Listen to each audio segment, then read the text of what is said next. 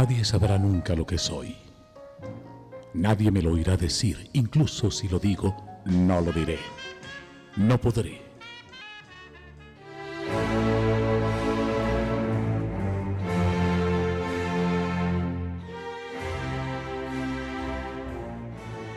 Bueno, hoy empezamos un ciclo sobre Samuel Beckett con Bernardo Ángel, Lucía Agudelo y todo el equipo de La Barca de los Locos. Antes de arrancar con ese gran ciclo, queremos saludar a Gabriel Jaime Caro, nuestro compañero de labores por tantos años en Defensa de la Palabra, quien hoy está cumpliendo 64 años de vida. ¿Qué se siente con los 64? Gabriel, buenos días. Hola, muy raro porque el hecho de haber nacido el 6 de enero, que nadie ha nacido el 6 de enero, nadie. Yo no conozco el primero. Que por eso la risa debemos tener rara pues, para este momento. Y pues es como muy feliz pues, de estar aquí en el programa y con ustedes, pues que en este programa sobre Samuel Beckett, pues me siento más halagado y todo de estar aquí. Gracias. Bueno, vamos a arrancar pues con... Dejadme decir para empezar que no perdono a nadie. Os deseo a todos una vida atroz y luego las llamas y los cielos de los infiernos y un honroso recuerdo en las execrables generaciones venideras. Basta por esta tarde. El tiempo que debemos permanecer en la tierra es demasiado pequeño para que podamos ocuparnos de algo más que de nosotros mismos. Samuel Beckett. Qué falso es todo. Nunca he visto nada semejante. Ahora me desvío rápidamente. Empiezo otra vez, pero despacio, en otra dirección, no la que conduce al éxito, sino la del fracaso. Hay una pequeña diferencia. A eso quería llegar, irguiéndome al principio por encima de mi madriguera, después en una luz áspera hacia inaccesibles alientos. Quería alcanzar los éxtasis del vértigo, del abandono, de la caída, del hundimiento, del retorno a lo negro, a la nada, a lo serio. El alma que hay que cegar, esa alma que de nada sirve negar, aguda, acechante, inquieta, revolviéndose en su jaula como en un farol en la noche, sin puertos, ni barcos, ni materia, ni entendimiento. Samuel Beckett. Beckett. ¿Dónde ahora? ¿Cuándo ahora? ¿Quién ahora? Sin preguntármelo, decir yo, sin pensarlo, llamar a eso preguntas, hipótesis, ir adelante, llamar a esto ir, llamar a esto adelante. Puede que un día venga el primer paso, simplemente haya permanecido donde, en vez de salir, según una vieja costumbre, pasar días y noches lo más lejos posible de casa, lo que no era lejos. Esto pudo empezar así. No me haré más preguntas. Se cree solo descansar para actuar mejor después, o sin prejuicio, y he aquí que en muy poco tiempo se encuentra uno en la imposibilidad de volver a hacer nada. Poco importa cómo se produjo eso, decir eso, sin saber qué. Quizás lo único que hice fue confirmar un viejo estado de cosas, pero no hice nada. Parece que hablo y no soy yo, que hablo de mí y no es de mí. En Beckett la sinergia de la nada. Convencido más allá o acá, no sé. Esto lo inventamos para nosotros, sabedores de más nadie. Gustavo el hamaquero propuso el hecho y aquí estamos. Porque nos gusta Samuel Beckett como una algodonosa supresión, como un suicidio sin tiempo, pavor que recae en uno mientras la tarde, la toda glorificante nada, pasa en sorna de temblor. Textos para desperdiciar por ahí, lúgubres desacomodos de quien no está como debería estar, ejercicios de improvisación para quien como él ya no se mueve, no debería hacerlo, anota todo el tiempo, es de atrás que se le ha visto. ¿Alguno de ustedes lo ha notado? Él no está, no va a llegar, permanece, sufraga en él la condición de impostura. Esta última palabra es mía, lo demás sobra, se ejecuta por sí sola. Quiero decir que cuando miro a Beckett, vislumbro el tablado, la economía de reo que despliega. Es así y no de otro asunto, trasunto. Espero que como a él nos dejen escribir, soliviantar esta ternura de engarzados, apócrifos malhadados. Perdón que no me estoy retirando, me estoy asediando, improvisando, despernancando. Ahora viene Lucía a darnos el anecdotario de sus gestos, de sus probados hechos, de la escritura como tal es. Dice Samuel Beckett, aunque todo se vuelva oscuro, aunque todo se vuelva claro, aunque todo siga gris, el gris es el que se impone para empezar, dado lo que es, pudiendo lo que puede, hecho de claro y de oscuro, pudiendo vaciarse de este o de aquel, para no ser más que el otro, pero quizás me hago ilusiones en el gris sobre el gris. ¿Cómo hago en tales condiciones para escribir, no teniendo en cuenta sino el aspecto manual de esta amarga locura? Lo ignoro. Podría saberlo, pero no lo sabré. No esta vez. Soy yo el que escribo, el que no puedo alzar la mano de mi rodilla. Soy yo el que pienso lo justo para escribir. Yo, cuya cabeza está lejos. Yo soy Mateo y yo soy el ángel. Yo, llegado antes de la cruz, antes de la falta, llegado al mundo aquí. Samuel Beckett, Dublín, 13 de abril 1906, París, 22 de diciembre 1989, dramaturgo, novelista, crítico, poeta, figura clave del teatro del absurdo. Escribió sus libros en inglés y francés. Dice la traductora Antonia Rodríguez Gago, Beckett destruyó muchas de las convenciones en las que se sustentan la narrativa y el teatro contemporáneo. Se dedicó, entre otras cosas, a desprestigiar la palabra como medio de expresión artística y creó una poética de imágenes, tanto escénica como narrativa.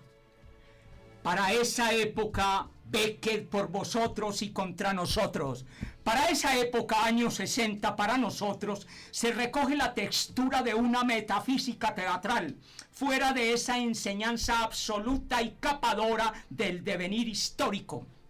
Bostezo para Beckett de ese marxismo legislador, arropador y coño, de todas las especies disueltas, disolutas y hasta putas, entrando en contradicción con el orden comulgado, acartonado, desde díganselo como quieran o tápenlo, rebúsquenlo, los jinetes del apocalipsis están entre nosotros. Y es el Génesis, el Eclesiastés y hasta el mismo purgatorio. Ni licenciados, somos aves negras imperecederas de sí mismos. No hay porvenir, pero hay que seguir, seguir por decir de Sartre, a puerta cerrada. El infierno somos nosotros, Camus, Kafka, Jenner, Henry Miller. Lagunas las que quieran, las que quiebran para los que nos amamos. Después, concilios, fe de establos, de retablos, ampones de dilectos remoquetes, y digo lo que digo por esos instructores teatrales detestables, deleznables, tonsurables, ballesta para la treta, homenajeados de comensales, papel y lápiz, vida en perdición por siempre. Dice Beckett, lamento haber nacido. ¡Qué vulcano más hermoso! ¿Acaso algo más trágico que esto? Beckett. Entonces, ¿qué más de conferencias y adherencias? Yo no estaba cuando mi madre inmoló el pudor. Canalla, ¿por qué me hiciste final de partida? Remueve la herida, cacorro, amanecer, resplandecer, fenecer. Samuel Beckett, premio Nobel de la nada hasta el exterminio total. La noche va a empezar, no hay cómo economizar. Rito y sigue delito, esperando a Godot. Kraft, la última cinta. ¿Quién vigila el don de la noche misma? Josué y Jehová, limonada pagó extraviada. El cigarrillo préndalo agora en la otrora. ¿Conoces mi tono? Beckett, contorno vacío, espesor lento, murmurante palabra sobre palabra. Los ecos, hasta que se nos junte lo peor de los días. Prestos, no idolatrías. Germina la poesía, una misión, derrumbar el pudor. Por Beckett al deshonor. Él está en el vacío de ser. Sangra esta noche por lo que se quiera decir. Recibió el Premio Nobel de Literatura en 1969 con la siguiente sustentación: por su escritura que, renovando las formas de la novela y el drama, adquiere su grandeza a partir de la indigencia moral del hombre moderno. De padre ingeniero civil, madre enfermera, familia acomodada anglicana, estudios por Torah Royal School, Trinity College, hablaba inglés, francés, italiano, lo impacta el teatro de Pirandello, el cine cómico de Chaplin, Buster Keaton, El Gordo y el Flaco. Licenciado en Filología Moderna, estudio de estos escritos, reconstruyéndolos en su contexto. Lector de inglés en la École Normale Supérieure en París, centro intelectual de Europa. Allí conoció a James Joyce. Coincidencias entre ambos, su interés por Dante y el experimentalismo literario. Estamos en el teatro. Es esperando a Godot, Vladimir y Estragón. ¡Uf! ¡Qué eternidad de tiempos muertos! La circunvulación del éter, la metafísica sin orden, el por qué y para qué. La comisura del espanto, el sabor de todo lo envolvente, darle a estos personajes el impulso de vivos estando muertos. Nos van a liquidar por esto. Llamen a todas las tendencias y confisquemos la esencia. Es que, ¿quién más asustado que este trepanado por la gran pregunta cósmica?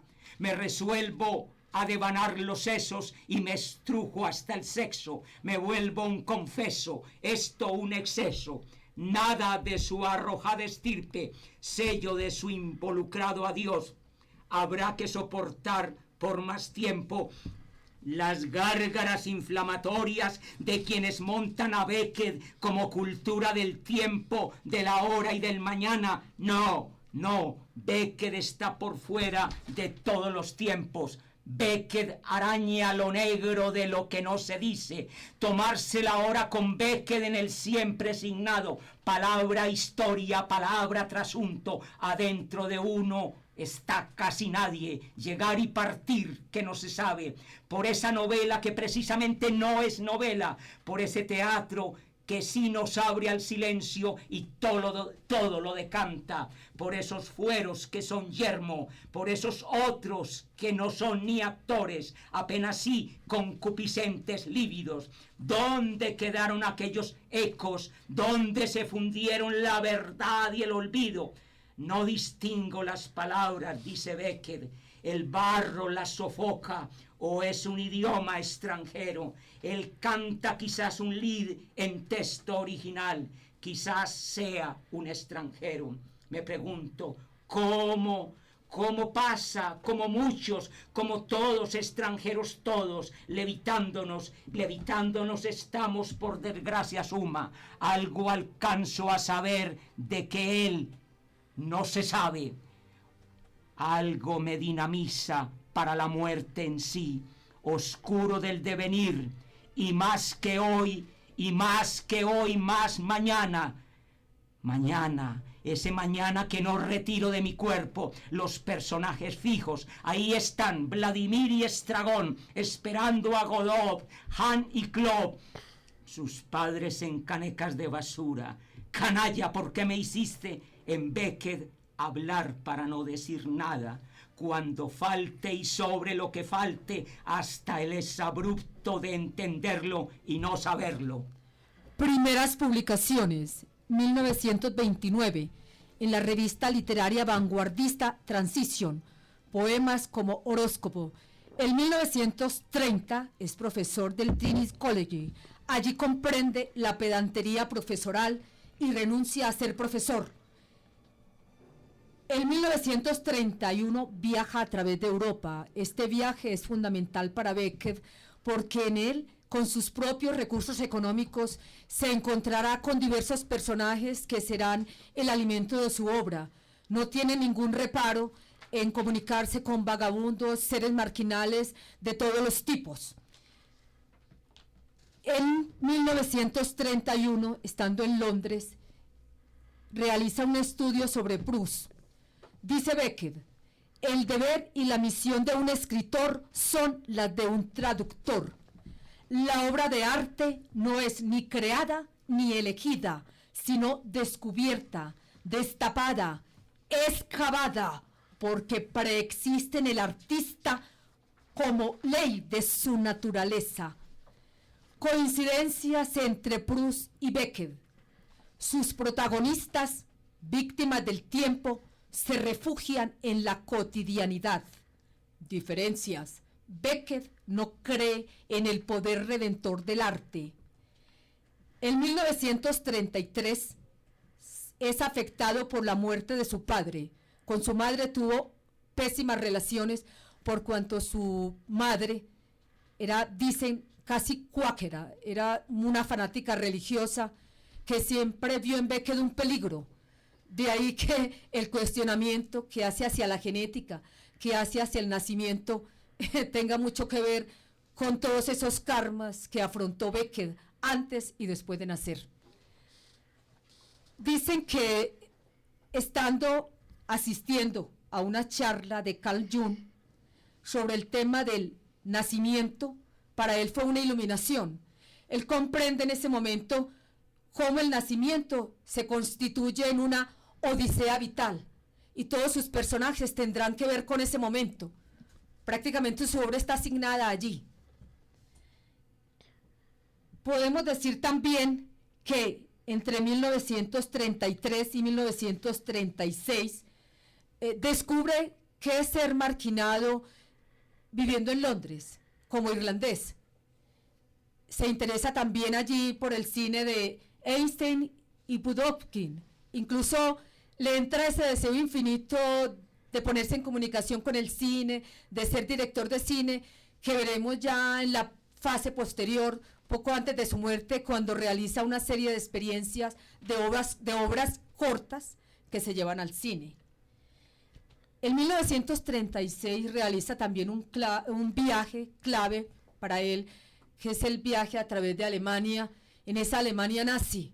Y de esa Alemania nazi, digamos que surge en él esa necesidad de confrontar esa ideología totalitarista que lo llevará más tarde a ser miembro activo de la resistencia.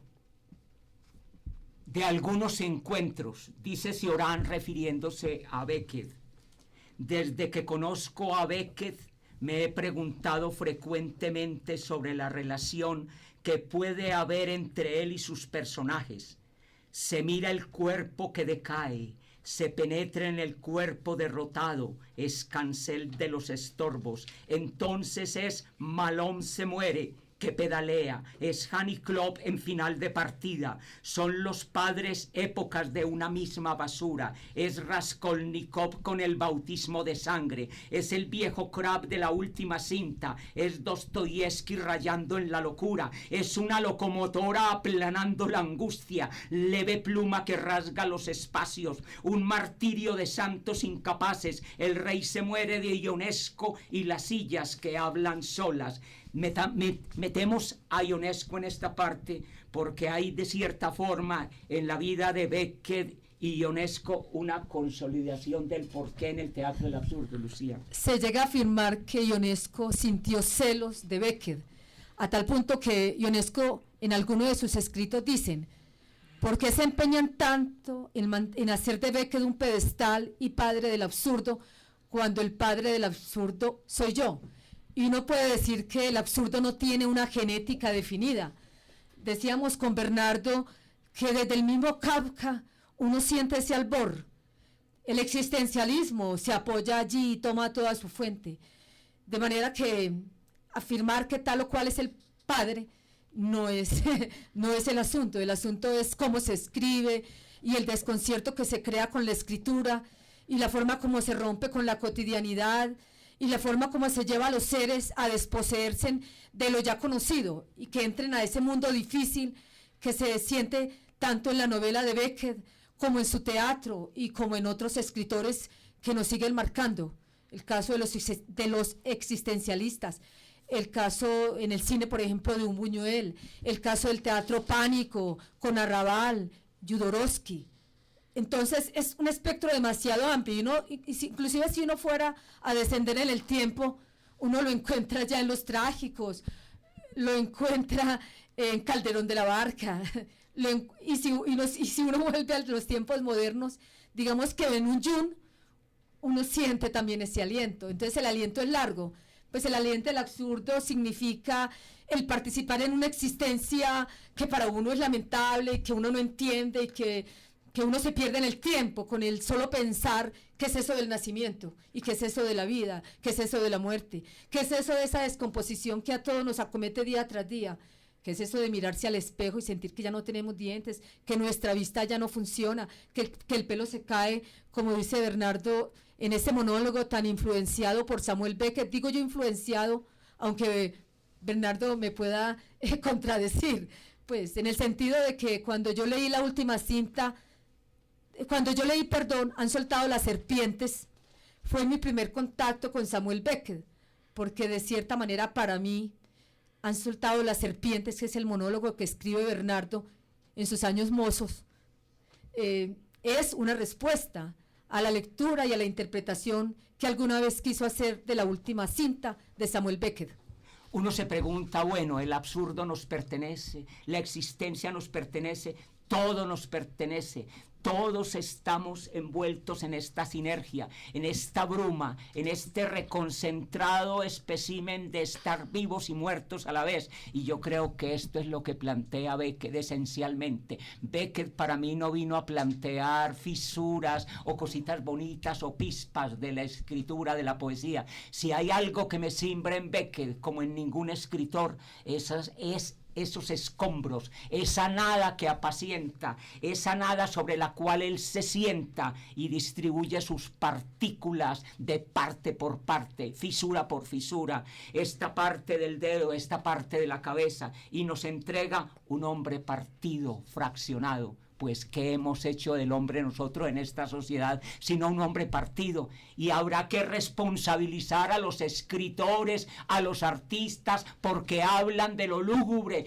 porque hablan de la mierda, cuando la mierda está casquivanamente metida aún en nuestras academias. Así la academia diga que no le gusta comprometerse con lo que se dice, pues todos nos comprometemos con lo que se dice, porque todos nos pertenecemos, o no somos de esta esfera, o salgámonos de esta esfera y vuélese para el cielo y conviértase en arcángeles infinitos y díganse que no tienen nada que ver en esto y cierren todas las puertas. Sigamos con Beckett, que nos está haciendo resplandecer y se nos metió aquí en la cabina, puta.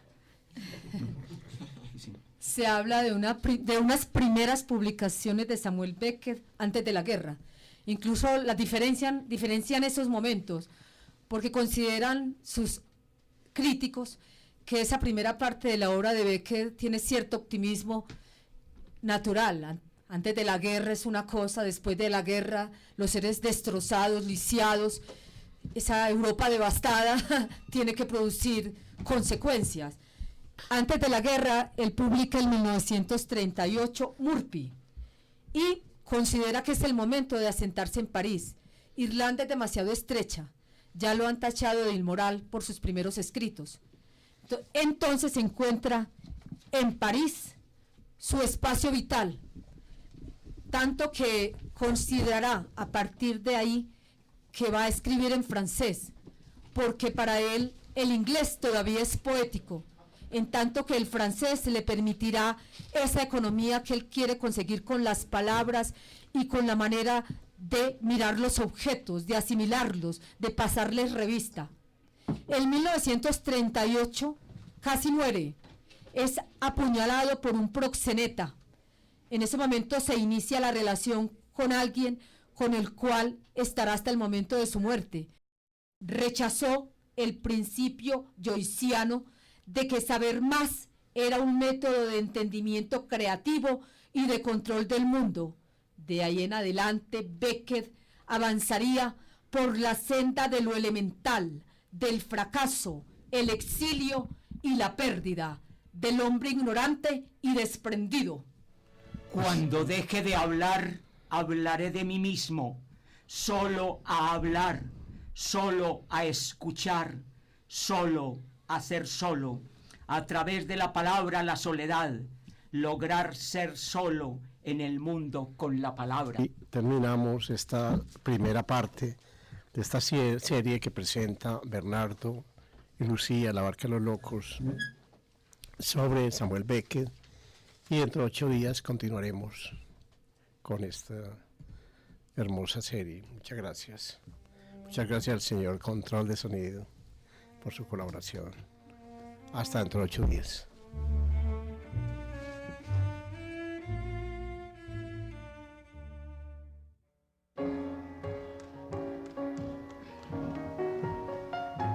Nadie sabrá nunca lo que soy. Nadie me lo oirá decir, incluso si lo digo, no lo diré.